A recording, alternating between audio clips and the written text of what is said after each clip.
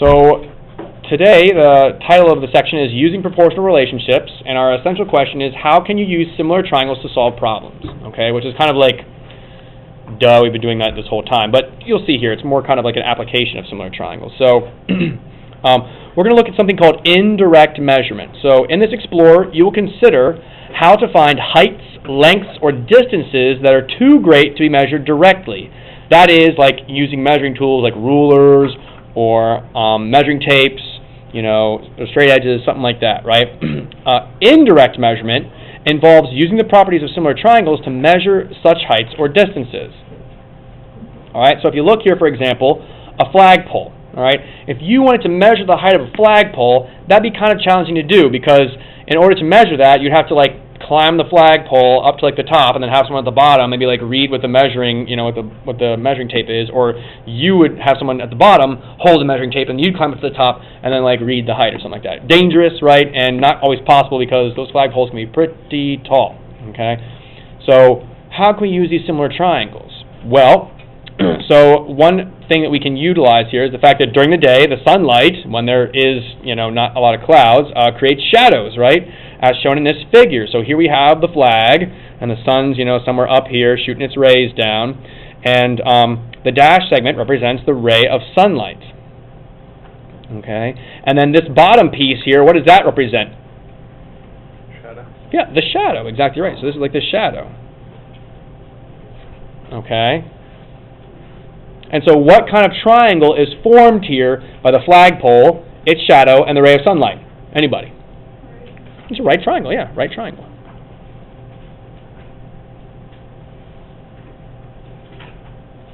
All right. Now, it kind of looks like this triangle might be an isosceles triangle. But are we guaranteed that the triangle will be an isosceles triangle? Is it guaranteed that this triangle will be an isosceles triangle? Is your shadow always the same length or the same measurement as your height, for example? Yeah, no, it changes, right? So here, for example, it looks like the flag's shadow is going to be the same height as the flag, but we're not certain because we don't know, we're not sure about what the degrees are and stuff like that, so we can't say. But for sure, we know this is a right triangle because the flag is standing perpendicular to the ground there. Okay, so next thing then, part B. So suppose then the sun is still shining, and you are standing near that same flagpole, but out of its shadow. Okay, so you're not standing in the flagpole shadow, you're kind of standing aside from it. You obviously will cast a shadow as well. You can assume that the rays of the sun are parallel.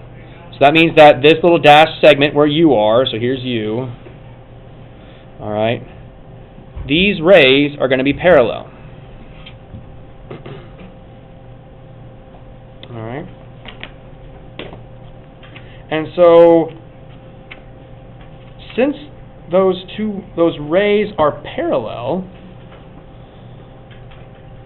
what else are we going to know about these two triangles? They both have a right angle. What else are you going to know there, Hunter? Okay, you say they're going to be similar. So how do you know? I only see one pair of congruent angles here. Can you come up with some other? Never. Okay, so well, you're right. You're right. They are going to be similar, but why will they be similar? The right angle. So, yep, we have a pair of right angles. That's one. Remember, we need two pairs of congruent angles that are here. Yeah. Okay, so which angles are going to be corresponding here? Is it going to be these two, or is it going to be these two? That's the tricky one here, right? That's kind of hard to see. So you guys can think about that maybe. Drew, what do you say? This one down here? Okay, so, and you are right. It's these two angles will be. So Elizabeth, good idea there. We were going to use corresponding angles, and it is going to be these two. Why?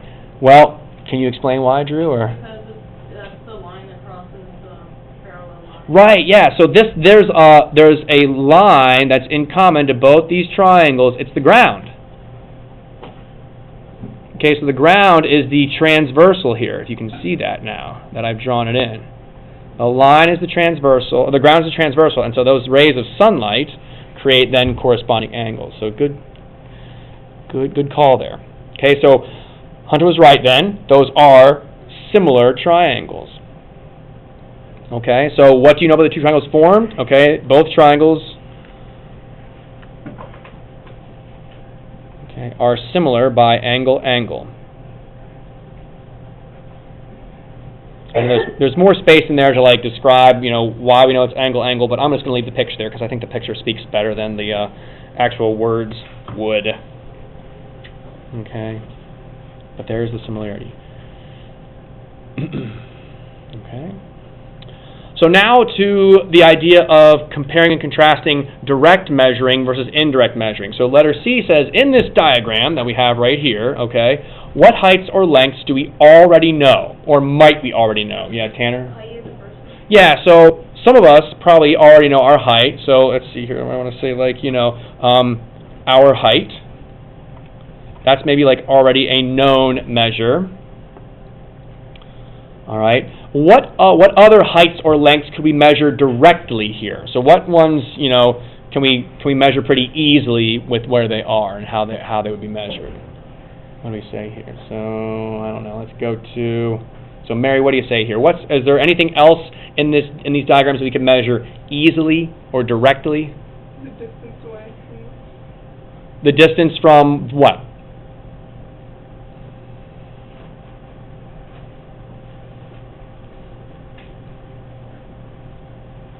Or the lengths of what?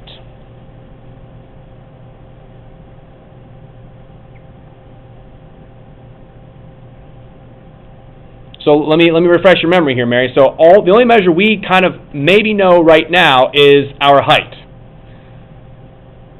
in these two triangles. What other measurement could we maybe, calculate or measure to get here without? So we already know. Let's say we know our height. So what other measurements can we maybe make here that are easy? For example, I'll give you one. We can't really do the flagpole. It's too tall. But what could we measure easily, right? Shadow? Yeah, exactly right. Yeah, the shadow, and probably the shadow of both us and the flagpole, right? So the two shadows we can measure. And we could also probably put our height too, if necessary, if you don't know your own height. Some of you guys don't because you're still growing, or most of you all are still growing. All of you are still growing, except for me. I'm just going to stay my own 5'7" for the rest of my life. Or height too, if necessary. Okay, so the two shadows. All right, cool. Let's flip it over here then.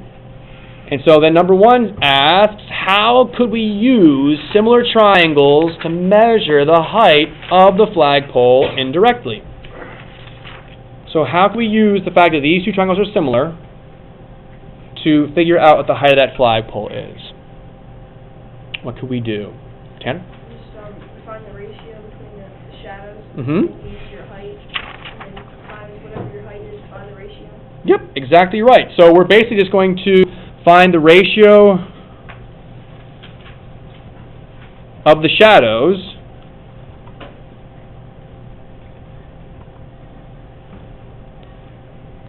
set it equal to the ratio of the corresponding, probably, right? Corresponding heights of the objects.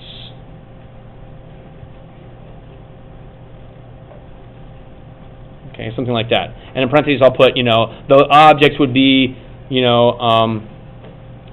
our height and the flagpole height, the unknown flagpole height.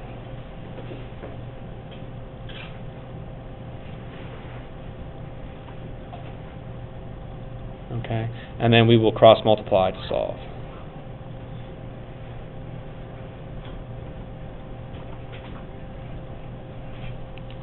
Okay, something like that, right? In so many words, probably wasn't maybe the most succinct answer, but that's the idea. Ratio of the shadows equals the ratio of the heights, because the triangles are similar.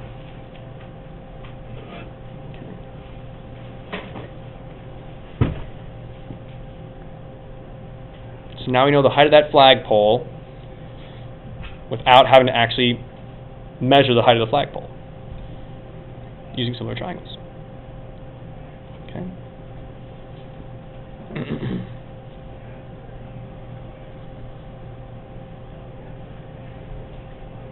All right, let's try this next situation here then. So any questions on that? Obviously, there's no numbers there, so it makes it a little bit trickier, but now we're going to actually do some things with some numbers. So here, all right, we want to find the indicated dimension using the measurements shown in the figure and the properties of similar triangles. So we look here, our situation, all right, without, kind of like looking here. So in order to find the height of a palm tree, so there's our palm tree, you measure the tree's shadow, and at the same time of day, you measure the shadow cast by a meter stick that you hold at a right angle to the ground. So there's the meter stick, and at a right angle to the ground, there's the length of its shadow. Find the height h of the tree. Now that's an interesting little statement there. At the same time of day. Why is it important that we measure the shadow of the tree and the shadow of that meter stick at the same time of day? Why is that important, Elizabeth? When the sun's position changes, the shadows change. Yeah, right? So some of you guys, right, when you're like practicing late at night and the sun's going down, your shadow gets like really long. Or if you're like out in the middle of the day, your shadow is really short, right? And so if you don't measure those shadows at the same time of day, you're going to get different shadow lengths, and so therefore the triangles won't be similar, and then you can't use that to solve for the height. So we need to make sure it's at the same time of day whenever you're doing something like this. All right. So let's see here. So our setup then will be what here, Mason? How can we set this up? We want to solve for the height of the tree. Actually, it says height h, so I'll put an h there. Whoops. Okay, so how will we set this up here, Mason? What's going to be our proportion? 7.2 over 1.6. Okay, great. Yep, those are corresponding. Equals? Equals x over 1. I'm going to use h, but you're right. X is fine. Yeah, h over 1. Exactly right.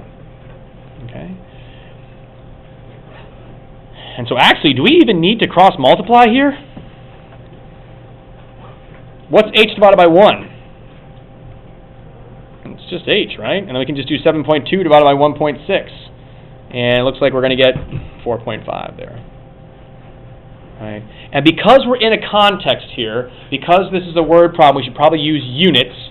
And so we'll put 4.5 meters. But there's the height of the tree. Okay, using that meter stick.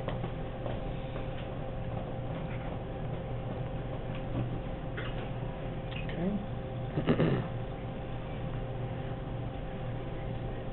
Questions on any of that?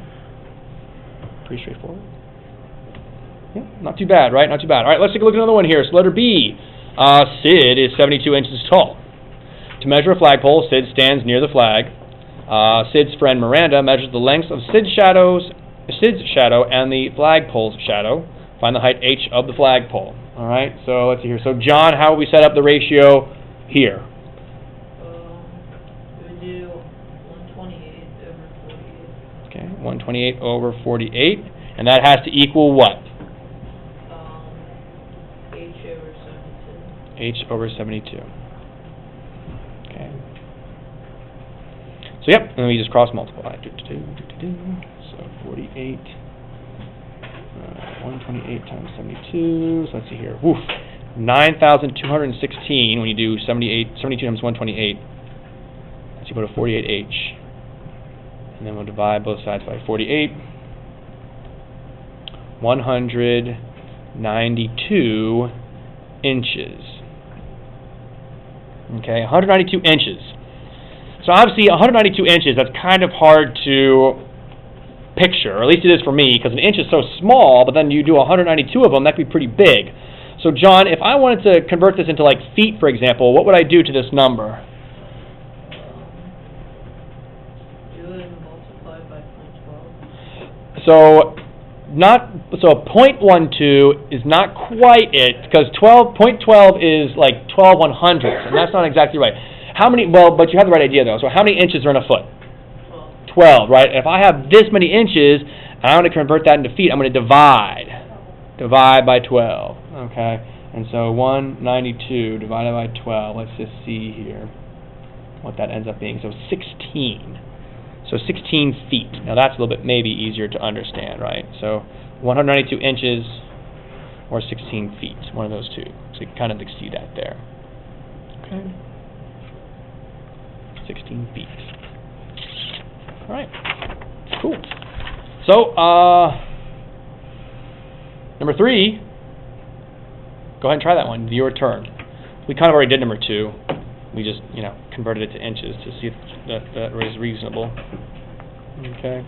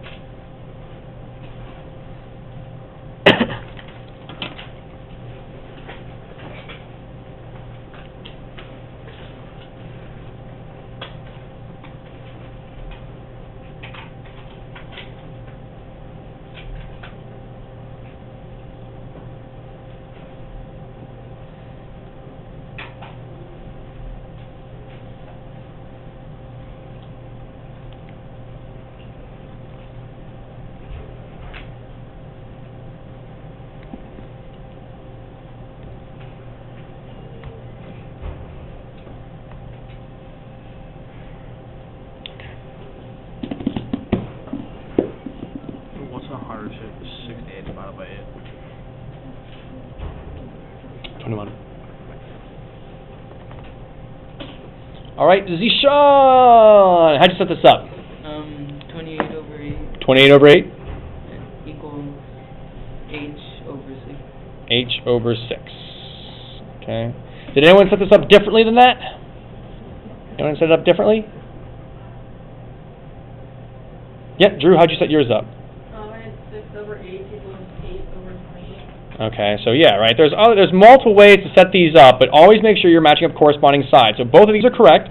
6 goes with the H, 8 goes with the 28, like that, or 28 goes with the 8, and so H goes with the 6, like that. So either one's fine. All right, great. See, Sean, then what'd you do here to solve yours? I cross multiply Okay, so let's see here. 6 times 28, 168. 168, and then 8 times H is 8H, okay, and then what? I divided 168 by 8. Gotcha, and you got 21, yeah? Mm-hmm. Okay. And so 21 feet, we'll say then, right? Because, of course, we want to keep those units used there. Okay, so there it is. Pretty straightforward, pretty easy, okay? Probably the easiest stuff we've done so far in this unit, right? Not too bad.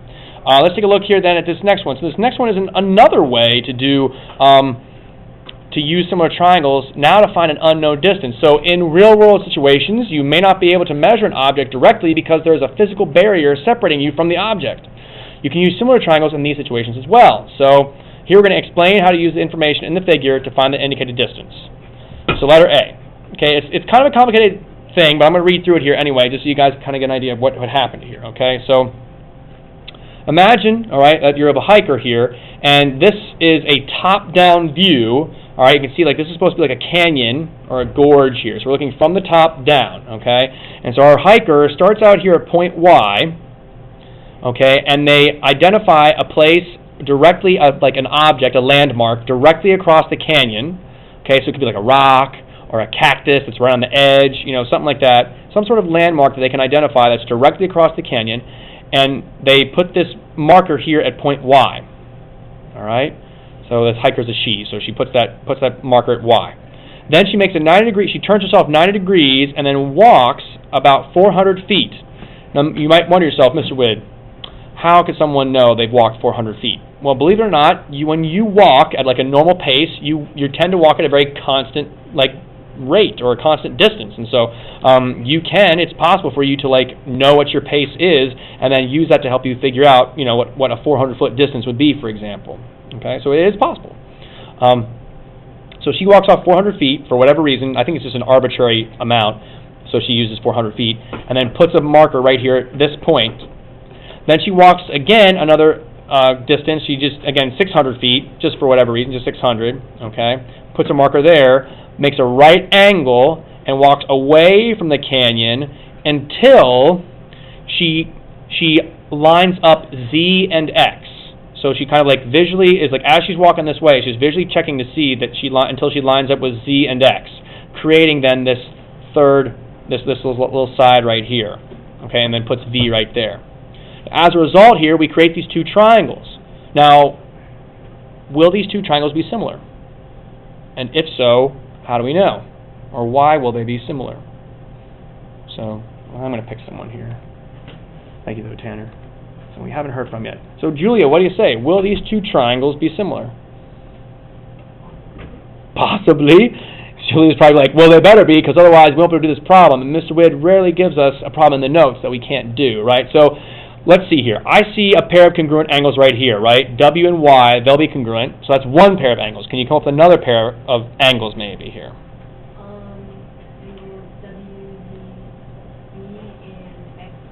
Why must they be congruent? Because they're vertical. Exactly right. So are these two triangles similar? Yes, by... You got it. Good job, Julia. Exactly right. They're similar by angle, angle. Okay? So therefore, we can set up some ratios here. All right? So let's see. Goodness gracious, keeping the same thing here again. So Evan, how can you set up the ratios here? What matches up with what in this diagram? Just 600 over 400. Okay, very good. Yes, the 600 corresponds to the 400 there, and that's going to equal what? And then 327 over D. Very good. 327 over D. Okay, now, if you guys want to, before you go and do your multiplication here, so before we do 400 times 327, if you'd like, you can actually simplify down this ratio sum. All right? We can actually simplify this ratio. And what does this ratio simplify to? 3 over 2. Yeah, it simplifies all the way down to 3 over 2. So if you want, you can like ignore this ratio and just use the ratio 3 over 2. It will still give you the same answer.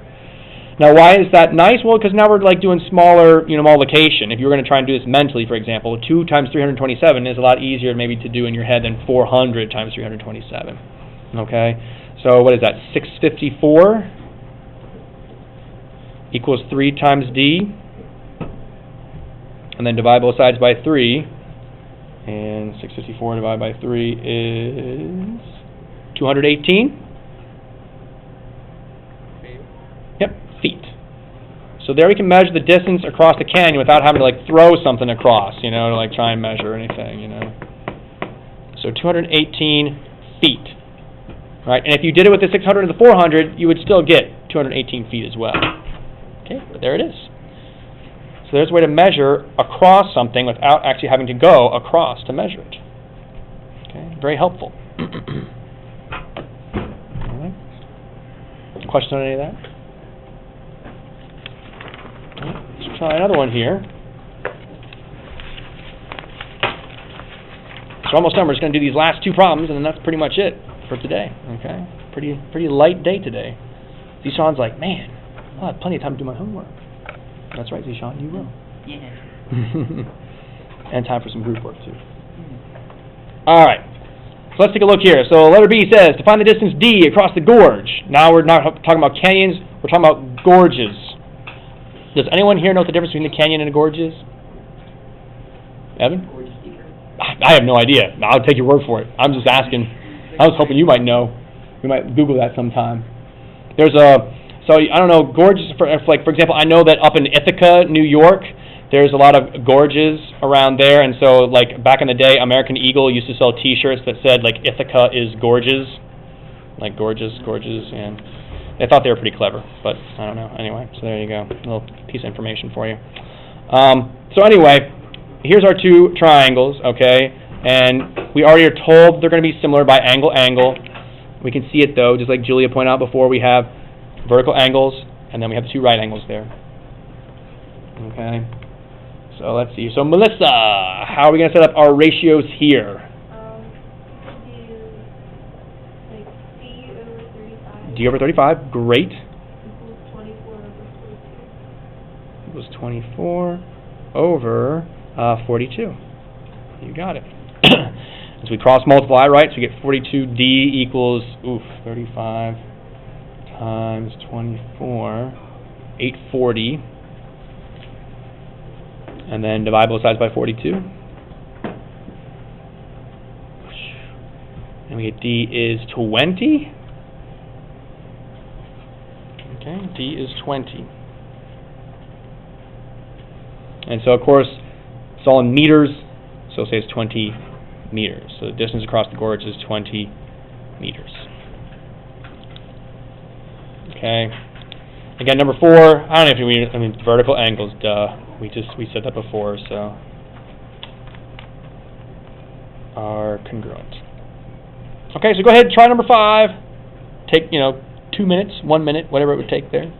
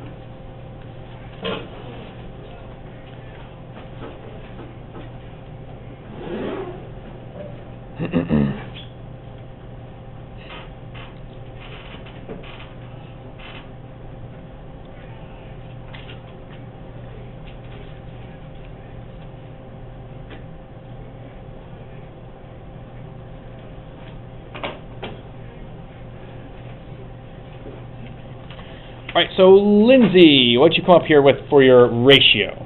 I got 12 12 over 6. over 6, okay. And then D.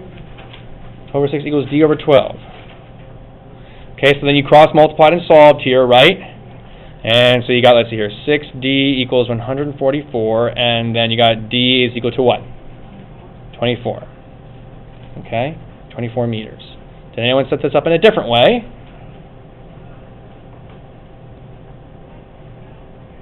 So it can be the 12 over the 6, and then D over the 12 there. We're all okay with that? Okay. Yeah, looks good. 24 meters, okay, is the answer there. All right. Yeah, we're not going to worry about 6 or 7. I think they're both, well, 6 is a really silly question. I think they're definitely stretching there, but we won't worry about that. Okay.